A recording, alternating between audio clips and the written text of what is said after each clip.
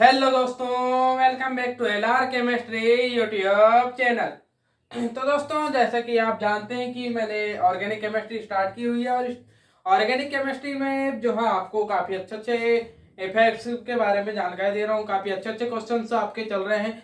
तो उसी सीरीज में आगे बढ़ते हुए मैंने जो है जो इलेक्ट्रॉनिक विदलन के आधार पर कुछ प्रभाव पड़ते हैं, तो उन प्रभावों के बारे में जो है बताया होता है। टोटल कुल मिलाकर के 5 प्रभाव पड़ते हैं, जो कि है आपके सबसे पहले प्रेरणिक इंडक्टिव इफेक्ट, प्रेरणिक प्रभाव, फिर उसके बाद इलेक्ट्रोमैरिक इफेक्ट, और उसके बाद जो है इलेक्ट्रोमैरिक प्रभाव जिसे कहते हैं। इसके बाद हम बात कर रहे थे इंडक्टोमैरिक इफेक्ट, इंडक्टोमैरिक प्रभाव की बात करेंगे आज। उसके बाद हम रेजोनेंस की बात कर रहे थे, तो रेजोनेंस की बात इसके बाद करेंगे, रेजोनेंस यानी अनुनाद। और उसके बाद आपका आता हाइपर कंजुगेशन। तो ये 5 प्रभाव होते हैं टोटल। तो जैसे कि आप खुद जानते हैं कि आपने ये शब्द जो है इंडक्टोमेरिक शब्द देख रहे हैं आप यहाँ पे। जो पिछले 2 प्रभाव पढ़े आपने, पहला क्या प्रभाव पढ़े, पहला प्रभाव पढ़े आपने प्रेरणिक, जिसको कहते हैं आप इंग्लिश में इंडक्टिव। क्या कहते हैं इंग्लिश में? इंडक्टिव। और ये क्या है आपका? अस्थायी यानी कि टेम्पररी इफेक्ट होता था। ये कैसा होता था आपका? टेम्पररी। और नेक्स्ट होता है आपका सॉरी, ये टेम्पररी नहीं, ये होता है आपका, माफ कीजिएगा, ये होता है आपका परमानेंट। ये होता है आपका परमानेंट। और जो है आपका फिर सेकेंड होता है क्या, आपने जो पढ़े हैं आपने इलेक्ट्रॉनिक, इलेक्ट्रोमेरिक। आपने सेकेंड वन पढ़े हैं आपने इलेक्ट्रोमेरिक। तो ये है आपका टेम्पररी। ये कैसा होता है आपका? Temporary effect. तो इन्हीं दोनों प्रभावों के मिलने से, इन्हीं 2 प्रभावों के मिलने से आप खुद ही देखिए इंडक्टोमेरिक, कहीं ना कहीं नाम में भी आपको दिख रहा है कि आपको इन दोनों के नाम मिले हुए हैं। तो उसी तरीके से यहाँ पर इन्हीं दोनों प्रभावों के मिक्सअप से जो है आपको यहाँ पर तीसरा प्रभाव देखने को मिलता है। क्या? इंडक्टोमेरिक प्रभाव। ये तो सिर्फ ये बोलने के लिए है, ये सिर्फ बोलने के लिए है। लेकिन यहाँ पर होता क्या देखिए कि जिस प्रकार आप देखते हैं इंडक्टिव इफेक्ट में आपने क्या देखा था कि कोई ग्रुप, जैसे हेलोजन ग्रुप को आपने किसी एल्केन ग्रुप में जोड़े, हेलोजन ग्रुप को एल्केन ग्रुप में जोड़ते हैं आप, तो जो है इलेक्ट्रॉन, जो यहाँ पर साझेक इलेक्ट्रॉन होते हैं, जो साझेक इलेक्ट्रॉन होते हैं वो इलेक्ट्रॉन आपके हेलोजन की ओर, क्योंकि हेलोजन की इलेक्ट्रोनेगेटिविटी काफी ज्यादा होती है। आपको जानते हैं इलेक्ट्रॉन के सॉरी हेलोजन की इलेक्ट्रोनेगेटिविटी ज्यादा होती है। इस वजह से जो है ये जो है इलेक्ट्रॉनों को अपनी ओर आकर्षित करने की कोशिश करेंगे, और अपनी ओर आकर्षित करेंगे तो यहाँ पर पे जो है डेल्टा माइनस और यहाँ डेल्टा प्लस चार्ज आ जाएगा। और जो है जितने ज्यादा ये हेलोजन से जितने ज्यादा कार्बन दूर होते जाएंगे, उतना कम आपका डेल्टा पॉजिटिव चार्ज आएगा। और इसके अलावा कुछ ऐसे भी परमाणु से जुड़े होते हैं, या फिर ऐसे भी कुछ ग्रुप्स जुड़े होते हैं जो कि जो है आपके एल्केन ग्रुप पर माइनस चार्ज डाल लेते हैं। तो ये आर और यहाँ जी ग्रुप, और ये जी ग्रुप जो है आपका पॉजिटिवली चार्ज है। यहाँ पर ये इलेक्ट्रॉन जो है, जो साझेक इलेक्ट्रॉन है, वो यहाँ पर एल्केन, क्योंकि यहाँ पे जो है आपको एल्केन के कार्बनों की जो है जो इलेक्ट्रोनेगेटिविटी है वो इस जी ग्रुप से जो है ज्यादा होती है, जी ग्रुप से ज्यादा होती है। तो यहाँ ये जो इलेक्ट्रॉन है, साझेक इलेक्ट्रॉन, वो आर ग्रुप यानी एल्केन की तरफ जाने की कोशिश करते हैं। इस वजह से यहाँ डेल्टा नेगेटिव चार्ज और यहाँ डेल्टा पॉजिटिव चार्ज आ जाता है। और ऐसी स्थिति में फिर और जितने ज्यादा दूर कार्बन होंगे उतनी ज्यादा जो है यहाँ पे सॉरी उतने ही कम यहाँ पे पॉजिटिवली चार्ज एटम मिलते जाएंगे आपको, पॉजिटिवली चार्ज कार्बन एटम। तो ये तो बात रही आपके क्या है कि इंडक्टिव इफेक्ट की, इंडक्टिव इफेक्ट। लेकिन क्या होता है, कुछ ऐसे आपने आक्रमणकारी लिए, कुछ ऐसे आक्रमणकारी लिए, जैसे कि मान लीजिए आपने ये वाला जो जो आपका आर एक्स है, आर एक्स मतलब कि आपने हेलो एल्केन में आपने क्या किया कि आपने किसी O H donor, O H minus donor, या फिर किसी अन्य जो है नेगेटिवली चार्ज डोनर, यानी कि जिसको एनायन, जो कि एनायन डोनर कोई एनायन डोनर को आपने यहाँ पे जो है यूज किया, एनायन डोनर को यूज किया, तो यहाँ पर भी ये जो है इसकी यहाँ पर इसकी ध्रुवण क्षमता को बढ़ा देंगे। क्या करेंगे? इसकी ध्रुवण क्षमता को बढ़ा देंगे, और जो है इसमें और स्ट्रांगली पॉजिटिव चार्ज लाएंगे इसमें। और जो है कार्बन पे जो है स्ट्रांगली, पहले मान लो इतना ही था, लेकिन और स्ट्रॉन्ग कर देंगे इसको और स्ट्रांगली पॉजिटिव चार्ज आ जाएगा, और जिस वजह से यहाँ पर पे आपको जो है ये जो है इलेक्ट्रो में जो इंडक्टिव इफेक्ट है वो आप और काफी स्ट्रांगली तरीके से शो होगा। तो इस स्थिति में जो आक्रमणकारी की उपस्थिति में जो है इसके चार्ज का और स्ट्रांग हो जाना, चार्ज का और स्ट्रांग हो जाना आपका क्या कहलाता है, इलेक्ट्रोमैग्नेटिक प्रभाव, ये कहलाता है आपका। तो इलेक्ट्रोमैग्नेटिक प्रभाव, तो यहां पर आपने देखा, तो इलेक्ट्रोमैग्नेटिक प्रभाव में आपने इस तरीके से इसे शो किया। तो कुल मिलाकर कुछ नहीं, ये बात इतनी सी है कि किसी अन्य जो है किसी अन्य आक्रमणकारी की उपस्थिति में कि जो है कार्बन पे उपस्थित चार्ज का स्ट्रांगली पोलराइज्ड हो जाना, स्ट्रांगली पोलराइज्ड हो जाना आपका क्या कहलाता है, इलेक्ट्रोमैग्नेटिक प्रभाव कहलाता है। ध्यान रखेंगे आप, स्ट्रांगली पोलराइज्ड होना, ये बात है। और ये जो है इफेक्ट जो है आपका टेम्पररी होगा, ये इफेक्ट आपका कैसा होगा, टेम्पररी। तो आप खुद ही देखिए यहाँ पर इंडक्टिव इफेक्ट का यहाँ पर यूज हो गया, आक्रमणकारी आ रहा है किसकी वजह से, इलेक्ट्रोमैग्नेटिक की वजह से, इस वजह से यहाँ पर कहा जाता है, और इलेक्ट्रोमैग्नेटिक की वजह से ये टेम्पररी भी बन जाता है। इस वजह से ये दोनों जगह के गुण दर्शाता है, इसी वजह से ये दोनों का मिक्सअप है, और दोनों का मिक्सअप है इसलिए इसका नाम भी पड़ जाता है इलेक्ट्रोमैग्नेटिक इफेक्ट। तो ये रही बात। अब हम नेक्स्ट जो है पेज में या फिर नेक्स्ट स्लाइड में हम चलते हैं आपके रेजोनेंस पर। तो रेजोनेंस पे आते हैं नेक्स्ट स्लाइड में, रेजोनेंस, अनुनाद।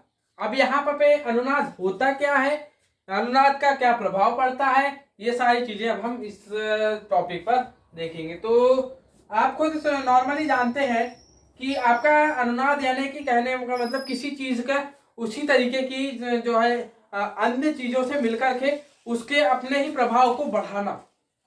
जैसे कि आपने किसी आवृत्ति वाले ध्वनि तरंगों को किसी स्पेशल आवृत्ति वाले ध्वनि तरंगों को आपस में मिक्सअप करेंगे तो वो जो है रेजोनेट हो जाएंगे, और रेजोनेंस के कारण उनकी जो है क्षमता और बढ़ जाएगी, और आपको जो है उसका आयाम, आवृत्ति तो सेम रहेगी लेकिन उनका आयाम बढ़ जाता है, और आयाम बढ़ जाएगा तो आपको और जो है ज्यादा तीव्र तरीके से वो आपको वो साउंड सुनाई देगा।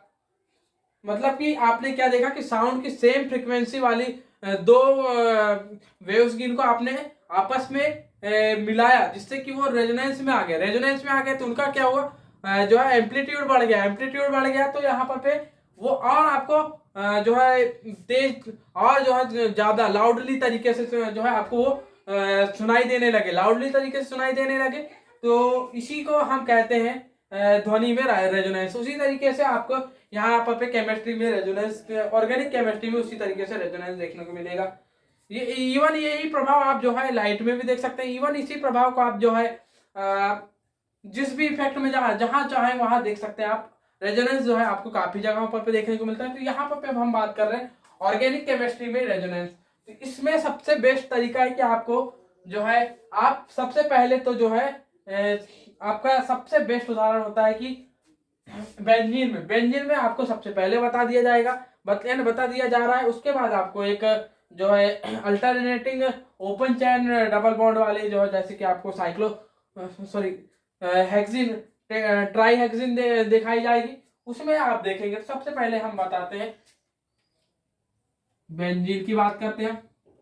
मैंने आपको इसका यूपीएससी नाम बताया हुआ है, क्या है बताइए आप, 1,1,3,5 ट्राई हेक्सा हेक्साइन। थोड़ा सा गड़बड़ा गया क्या, जी हाँ, साइक्लो हेक्सा 1,3,5 ट्राई। जी हाँ, बिल्कुल सही है आप सर जी, आप बिल्कुल सही हैं। ये कहते हुए आप आगे बढ़िए, क्या बताया मैंने, आप फिर से एक बार देख लीजिए। Cyclo hexa 1,3,5 tri as simple as बताया हुआ है ना पूरे नियम। आपको नहीं आपको समझ में आ रहा है तो दोबारा देखिए। जी हाँ, तो आइए अब बात करते हैं हम इसमें रेजोनेंस। तो क्या होता है यहाँ पर कि ये डबल बॉन्ड जो है ना, आप इसकी जो है स्ट्रक्चर जब आप देखेंगे तो ये डबल बॉन्ड आपके केकुले के अनुसार देखिए, केकुले के अनुसार क्या कहता है केकुले कि जो है ये डबल बॉन्ड जो है एक ही जगह स्थिर नहीं होते। तो क्या होता है कि ये डबल बॉन्ड अपने स्थान को परिवर्तित करते रहते हैं। ये डबल बॉन्ड यहाँ से उठ करके यहाँ आ जाएगा, ये वाला डबल बॉन्ड यहाँ आ जाएगा, ये यहाँ आ जाएगा। तो क्या होगा, और जो जब रेजोनेंस को दर्शाएंगे, क्योंकि ऐसा क्यों होता है यहाँ पर इसका कारण भी जान लीजिए। तो ऐसा इसलिए होता है क्योंकि जो यहाँ पर जो पाई बॉन्ड की जो सर्कल यानी कि जो आपस में पाई बॉन्ड से सिंगल बॉन्ड में चेंज होने की, पाई बॉन्ड से यानी डबल बॉन्ड से सिंगल बॉन्ड यानी कि जो है टेंडेंसी यहाँ पे काफी ज्यादा होती है। कारण क्योंकि यहाँ पे इसकी जो डबल बॉन्ड सिंगल बॉन्ड में जाने की जो एनर्जी होती है, वो एनर्जी जो है बहुत कम होती है, बहुत कम होती है। लगभग इसकी एनर्जी होती है जो वो होती है 0.36 किलो जूल के आसपास ही होती है, जो कि आसानी से आपको जो है रूम टेम्परेचर पर देखने को मिल जाती है। जो है रूम टेम्परेचर से भी थोड़ी कम जो है टेम्परेचर भी दिया जाए तो भी जो है बेंजीन में जो है आपको इसमें सिंगल बॉन्ड से डबल बॉन्ड और डबल बॉन्ड से सिंगल बॉन्ड में चेंज होने की जो है एनर्जी है वो आसानी से प्राप्त हो जाती है। आसानी से एनर्जी प्राप्त हो जाएगी तो यहाँ पर भी आपस में इंटरचेंज आसानी से हो जाएंगे। आपस में आसानी से इंटरचेंज हो जाएंगे तो क्या होगा, देखिए यहाँ पर मान लीजिए इसको आपने एक दिया, नंबर 1 2 3 4 5 और 6 नंबर तक दे दिया आपने। बोलेंगे जी हाँ, तो आइए अब हम बात करते हैं। ये आइए सेकेंड स्ट्रक्चर बनाया आपने कुछ इस तरीके से, सेकेंड स्ट्रक्चर बना चुके हैं आप, जहां पर ये सेकेंड स्ट्रक्चर में आप देखेंगे क्या कि ये वाला जो डबल बॉन्ड था वो यहां आ चुका है, यहां आ गया। दूसरा वाला डबल बॉन्ड आपने कहां कर दिया, ये यहां कर दिया और ये यहां कर दिया। तो यहां पे आपका फर्स्ट नंबर ये था, second, third, fourth, fifth, sixth, ये हो गया।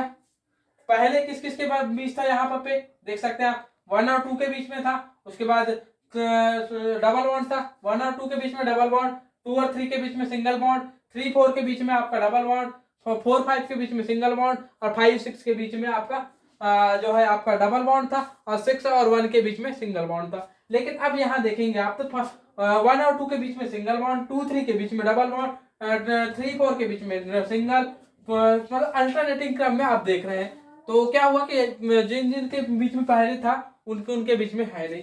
अब आप यहाँ फिर से इसे चेंज करेंगे तो यहाँ ये आ गया, ये यहाँ आ गया और ये यहाँ आ गया, ये हो गया। तो यहाँ पर फिर क्या होगा, देखिए अब यहाँ पर बोलेंगे आपकी, ये देख सकते हैं आप,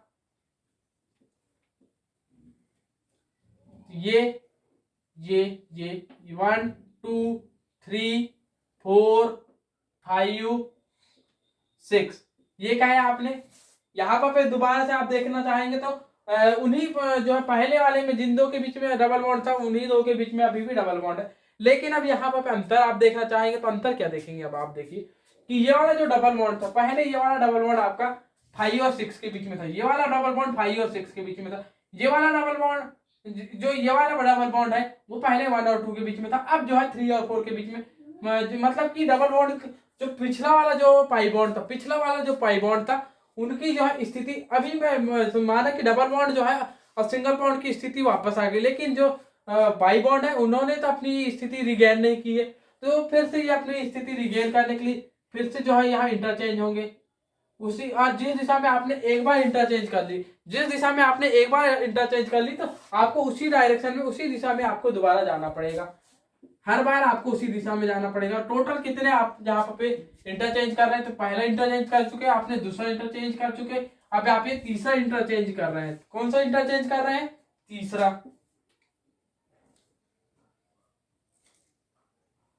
तीसरा इंटरचेंज कर रहे हैं तो यहाँ पर आपको ये इस तरीके से, तो यहाँ पर 1 2 3 4 5 6 यहाँ पे, और ये जो 1 और 6 के बीच में जो डबल बॉन्ड है वो पहले डबल बॉन्ड कहाँ था, देखिए ये वाला डबल बॉन्ड उठ करके यहाँ आया और यहाँ फिर से ये वाला फिर यहाँ चले गया था, अब यही वाला उठ करके, मतलब कि आपका 1 और 2 के बीच में जो डबल बॉन्ड था वो उठ करके आपका 4 और 5 के बीच में आ चुका है। 1 और 2 के बीच वाला 4-5 के बीच में, और 3-4 के बीच वाला आपका 6-1 के बीच में आ चुका है।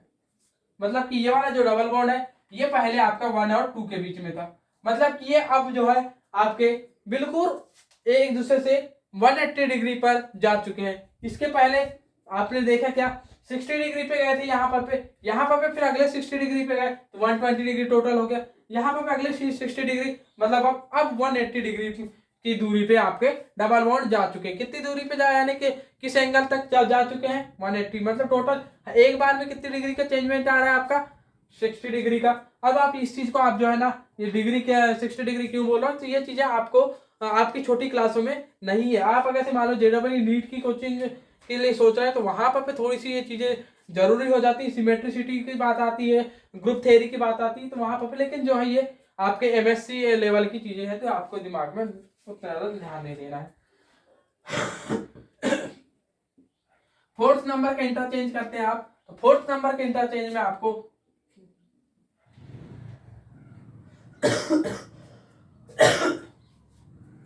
फोर्थ नंबर के इंटरचेंज में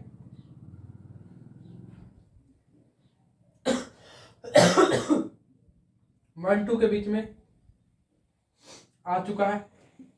1 2 3 4 5 6 ये हो गए।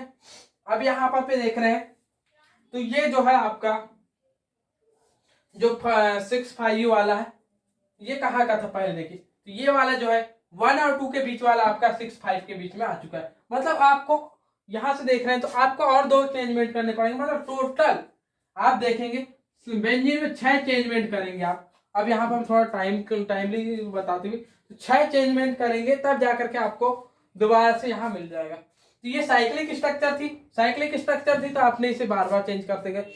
अगर से मान लीजिए ये तो बात रही साइक्लिक स्ट्रक्चर की, मान लीजिए आपके एसाइक्लिक स्ट्रक्चर है, एसाइक्लिक फिर जो है मैं आपको इसके बाद जो है हेट्रोसाइक्लिक वाले, हेट्रोसाइक्लिक तो नहीं कहना चाहिए, जो आउटर एटम वाले हैं उनके बारे में भी यहाँ पर जानकारी दी जाएगी। लेकिन पहले रुकिए, पहले अब हम यहाँ पर देख लेते हैं हेट्रो सॉरी ओपन चेन वाले इनको देखते हैं। तो ओपन चेन में आप देखेंगे तो देखिए मैं इसमें भी जो है हेक्साइन और हेक्साट्राइन की बात ही कर लेता हूं। 1 2 3 4 5 और ये 6, 1 2 3 4, 1 2 3 4 5 6। जी हाँ, आपने 6 कार्बन ले ली। अल्टरनेटिंग बॉन्ड लेना है लीजिए, ले लिए हमने। अब यहाँ पर पे अल्टरनेटिंग बॉन्ड लिए, उसके बाद हम बात करते हैं तो ये वाले बॉन्ड इस तरीके से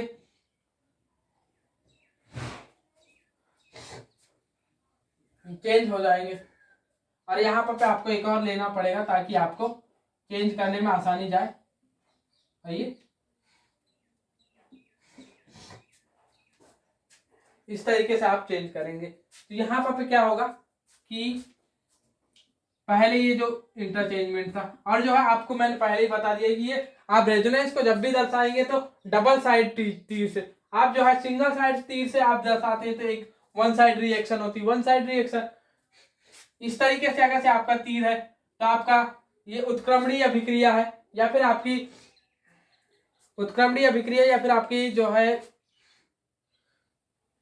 टू साइड रिएक्शन, जिसे आप दिमाग जो रिएक्शन होती है उसे टू साइड रिएक्शन को दर्शाते हैं। और ये रेजोनेंस को आप कुछ इस तरीके से दर्शाएंगे, रेजोनेंस को डबल साइड एरो से दर्शाएंगे, जो कि आपकी मैथ्स की भाषा में कह दे तो लाइन से। अगर से आप रे से दर्शाएंगे तो रे से दर्शा रहे हैं तो आपकी सिंगल साइड होगी, आपकी लाइन से दर्शा रहे हैं तो डबल साइड या फिर रेजोनेंस हो जाएगी। और टू साइड रिएक्शन या फिर उत्क्रमणीय अभिक्रियाएं उनको दर्शाते हैं टू क्या कहना चाहिए एरो, टू एरो से दर्शाते हैं, 2 तीर के निशानों से। तो ये रही बात। तो और इसको अब आप एक इस तरीके से तो यहाँ पर ये इस तरीके से आपका डबल बॉन्ड आ जाएगा। और यहाँ पर ये बात नहीं है, यहाँ पर अब यहाँ से कोई तीसरी संरचना बनेगी नहीं। अब यहाँ आपको आपके दिमाग में आया होगा कि बेंजीन की तो रियल आपने सर बेंजीन की रियल संरचना तो सर आपने हमारे दिमाग में कंफ्यूजन ला दी, लेकिन आपने रियल संरचना बताई नहीं। तो बेंजीन की जो रियल संरचना होती है बेंजीन की, वो कुछ इस तरीके से होती है कि ये तो आपने बना दिए सिंगल बॉन्ड, और जो डबल बॉन्ड जो है कुछ इस तरीके से सर्कुलेट करते रहेंगे। अब सर्कुलेट करेंगे तो यहाँ पर पे अब बाकी के फिनोमिना जैसे कि जो है इलेक्ट्रिक फील्ड, रेजोनेटिक फील्ड, ये सारी चीजें जो है आपके आगे की क्लासों में है, यहाँ पर पे जो है उतने अच्छे से बात नहीं की गई है, लेकिन यहाँ पर पे तो इसे आप कुछ इस तरीके से दर्शाएंगे। अब कैलकुले ने ही जो है यहाँ पर बेंजीन को कैलकुले के साथ के वैज्ञानिक जो थे उन्होंने जो है बेंजीन को कुछ इस तरीके से भी दर्शाने की कोशिश की किए थे कि ये और ये इस तरीके से, या फिर इसे इस तरीके से भी दर्शा सकते हैं। कहने का मतलब ये और ये सारी संरचनाएं कोई गलत नहीं है। आप जैसा चाहे पाई बॉन्ड को उस तरीके से दर्शा सकते हैं, आपकी इच्छा है इस तरीके से। लेकिन जो सबसे मान्य संरचना है वो इस तरीके की है, ये सर्वमान्य है, क्योंकि यहाँ पर रेजोनेंस का काफी अच्छे तरीके से कि यहाँ सर्कुलेट हो रहे हैं, पाई बॉन्ड सर्कुलेट हो रहे हैं, ये बताया जाता है। इसी वजह से आप जब भी मोस्ट ऑफ द टाइम आप जो है अधिकतर टीचर्स इनको बनाते हुए देखते होंगे जो है बेंजीन, तो वो अंदर जो है यहाँ रिंग जो है फॉर्मेट यानी सर्कल फॉर्मेट कर लेते हैं, सर्कल बना देते हैं। तो उसके पीछे का कारण यही है रेजोनेंस, रेजोनेंस की वजह से यहाँ सर्कल बनाया जा सकता है। तो ये रहा, तो ये रही बात। लेकिन जब आप बात करेंगे आपके ओपन चैन में, तो ओपन चैन में इन दोनों की जो एक ही जो संरचना बनेगी वो कुछ इस तरीके से हो जाएगी, 1 2 3 इस तरीके से। छोटा बना देता हूं मैं इसे जी, फिर से छोटा करना ही पड़ेगा, तो थोड़ा सा ए जे जे जे जी हो गया। और जो है इससे भी आप जो है इस तरीके से डॉटेड लाइन से शो कर सकते हैं इस तरीके से।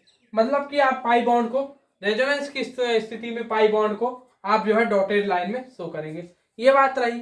उसी तरीके से जो है आपके चार्ज भी जो है अपने स्थिति को बदलते रहते हैं, तो रेजोनेंस में जो है चार्ज भी अपनी स्थिति बदलते रहेंगे। तो ये जो है आप खुद ही देख रहे हैं कि ये प्रभाव को आप किसी अन्य जो है आक्रमणकारी की आवश्यकता है नहीं, अन्य आक्रमणकारी की आवश्यकता है नहीं, तो यहाँ पर पे जो है आपके ये प्रभाव जो है आपका स्थायी प्रभाव हो जाएगा। ये बात रही, स्थायी प्रभाव हो गया। हाँ तो जी हाँ, अब आइए अब हम बात करते हैं अनुनाद के बाद हाइपर कंजुगेशन की। तो हाइपर कंजुगेशन जो है सॉरी यहाँ पर पे अनुनाद की तो बात कर ली, इसे ही कहते हैं मेसोमेरिक प्रभाव। तो मेसोमेरिक प्रभाव कह दे तो ये जो है 2 प्रकार का होता है, एक होता है प्लस आर और एक होता है प्लस आर या प्लस एम, और दूसरा होता है माइनस आर या माइनस एम। तो ये होते क्या है अब हम जो है नेक्स्ट स्लाइड में देख ही लेते हैं, और हम देखेंगे बेंजीन के ही उदाहरण से देखेंगे। क्या है आपके सबसे पहले माइनस एम या माइनस आर की बात करते हैं, माइनस एम या माइनस आर। तो यहां क्या होता है, इस तरीके से आपने बेंजीन रिंग ले ली। अब यहाँ पर पे आपने इस तरीके से बॉन्ड फॉर्म कर लिया, और यहाँ पर पे O माइनस कोई जो है आपने ग्रुप जोड़ दिया, O माइनस या फिर जो है यहाँ OH ग्रुप जोड़ा था आपने, जिसमें से H प्लस निकाल दिया। तो यहाँ पर पे आपका जो ये OH, यहाँ पर पे ये OH था, फिनॉल यानी इसको क्या कहेंगे आप, फिनॉल। अब IUPAC नेमिंग कल्चर में जाएंगे तो आप जो है इसका आप IUPAC नेम जो है आपने कमेंट बॉक्स में बताएंगे। अब यहाँ पे जो अब फिनॉल में से आपने H प्लस हटा दिया, तो यहाँ O माइनस बन गया, O माइनस बन गया। तो यहाँ पे ये जो चार्ज की वजह से जो है पाई बॉन्ड और चार्ज में काफी जो है चार्ज भी जो है पाई बॉन्ड के साथ जो है सर्कुलेट होते रहते हैं, सर्कुलेट होंगे तो ये जो है इस तरीके से आ जाएंगे, और जो है ये इस तरीके से ही फिर से जो है सर्कुलेट होते जाएंगे। मैं सिर्फ 3 ही संरचना बना करके आपको बताता हूं।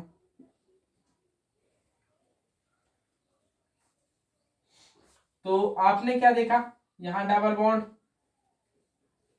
और ये जो है ये यहाँ पर ना आकर के यहाँ आ जाएगा, यहाँ पर ये माइनस चार्ज हो जाएगा, क्योंकि आप यहाँ लाएंगे तो यहाँ टोटल 1 2 3 4 पहले से ही है, यहाँ पर 5वां बॉन्ड हो जाएगा, तो यहाँ पर माइनस चार्ज लाएंगे तो, और यहाँ 3 ही बॉन्ड रह जाएंगे, इस वजह से यहाँ माइनस चार्ज ला लेंगे। और इस तरीके से ये, क्योंकि और फिर चार्ज जो है पहले से बना हुआ तो चार्ज तो खत्म होगा नहीं, चार्ज खत्म होगा नहीं, तो ये जो है चार्ज अभी भी बना रहेगा। रेजोनेंस में चार्ज खत्म नहीं होता है, चार्ज बना ही रहता है। उसी तरीके से आप यहाँ पर भी देखेंगे, यहाँ भी देखेंगे तो यहाँ पर ये चार्ज, तो ये वाला जो है डबल बॉन्ड यहाँ उठ करके आ जाएगा, ये माइनस चार्ज यहाँ आ जाएगा, और ये डबल बॉन्ड और इस तरीके।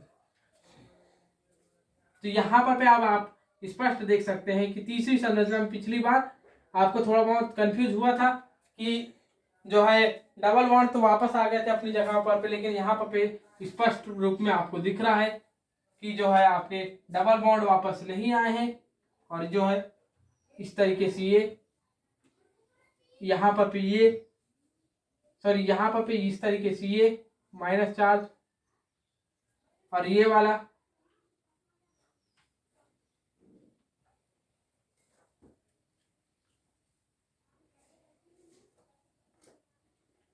यहाँ पर 1 2 3 कहीं ना कहीं हमने गड़बड़ी की है।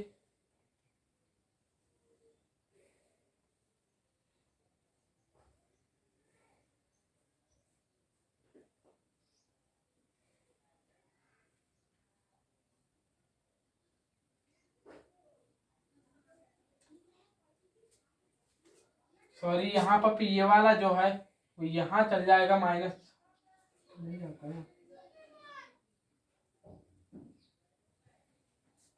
तो कुछ इस तरीके से, और यहाँ माइनस चार्ज,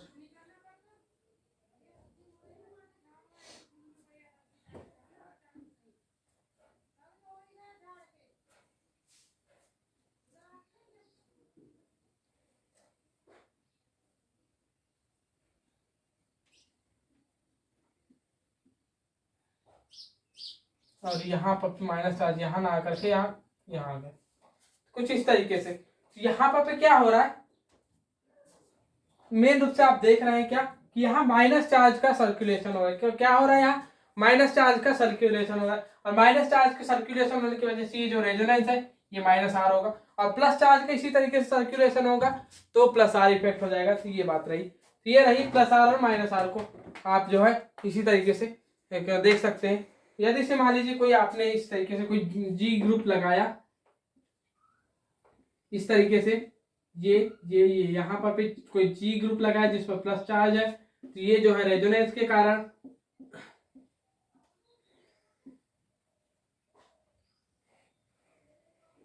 प्लस चार्ज यहाँ, ये यहाँ, ये यहाँ, तो यहाँ पर प्लस चार्ज,